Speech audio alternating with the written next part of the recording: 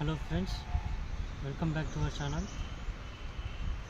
So ఈరోజు ఇంకో వేరే టాపిక్ గురించి మీకు చెప్పబోతున్నాను. అదేంటిదంటే జస్ట్ ఇది ఒక ట్రిక్ లాంటిది, ఒక ట్రిక్ ఇది. అంటే ఇప్పుడు ఏం చేస్తామంటే ఇప్పుడు మనం వెబ్సైట్స్ బిల్డ్ చేస్తాం. సో వెబ్సైట్స్ బిల్డ్ చేసేటప్పుడు మనకు ఇప్పుడు ఏదైనా టెక్స్ట్ ఎడిటింగ్ పెడతాం. మనం క్రియేట్ చేసేటప్పుడు మనకు ఒక వెబ్సైట్స్ తయారు చేసేటప్పుడు టెక్స్ట్ ఎడిటింగ్ పెడతాం కదా. మనం ఆ టెక్స్ట్ ఎడిటింగ్ పెట్టేటప్పుడు మనకు ఏం యూజ్ అవుతుందంటే యాంగిల్ బ్రాకెట్ దేనికి యూజ్ అవుతుందంటే మనం ఇప్పుడు ఏదైనా టెక్స్ట్ రాస్తాం మనం. సో మనకు లెఫ్ట్ సైడ్లో మనం ఏం రాస్తామో ఇక్కడ మనకు మిడిల్లో అది కంటెంట్ అనేది రాస్తుంది. మనం ఇక్కడ ఏం రాస్తామో మిడిల్లో అక్కడ మనకు గమడుతుంది డిస్ప్లే, మనకు ఇక్కడ విజిబుల్ అవుతుంది అన్నట్టు మనం ఇక్కడ ఏం రాస్తామో. సో మనం రాస్తుంటాం. మనం ఇది ఇప్పుడు మీకు ఎగ్జాంపుల్కి ఒకటి చెప్తాను. My name is Rajesh, I'm from so and so అని ఇట్లా మనం రాస్తాం ఒకటి.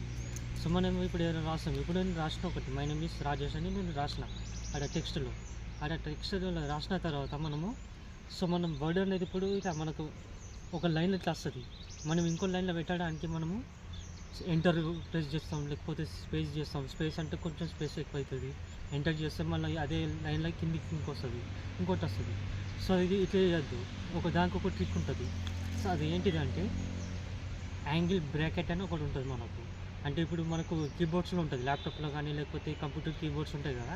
సో అక్కడ మనకు అసెండింగ్ ఆర్డర్, డిసెండింగ్ ఆర్డర్ అని ఉంటుంది. మీకు తెలుసు కదా, చిన్నప్పుడు మనం పోయినది అసెండింగ్ ఆర్డర్, డిసెండింగ్ ఆర్డర్ అని ఒకటి ఉంటుంది. ఇక్కడ దానికి బ్రాకెట్ అనేది ఉంటుంది ఇక్కడ. సో మనం ఏం చేయాలి, దాన్ని ఏమంటారు అంటే దానికి కీ నేమ్ ఏమందంటే యాంగిల్ బ్రాకెట్ అని అంటారు దాన్ని. సో మనం ఏం చేస్తామంటే దాన్ని ఇప్పుడు ఒకటి రాస్తాం కదా, మనం ఒక లైన్ రాస్తాం. మై నేమ్ ఈస్ రాజేష్ అని రాసిన తర్వాత దాని పక్కన మనము యాంగిల్ బ్రాకెట్ పెట్టి సో బిఆర్ అని పెడతాం. మనం స్మాల్ లెటర్స్లో బిఆర్ అని టైప్ చేసి సో దాని పక్కన ఇంకోటి లెఫ్ట్ సైడ్ది ఒకటి మనం బ్రాకెట్ పెడతాం, రైట్ సైడ్ది ఒక బ్రాకెట్ పెడతాం. సో అది పెట్టేసిన తర్వాత దాని పక్కకు రాసినాం అనుకో మనము.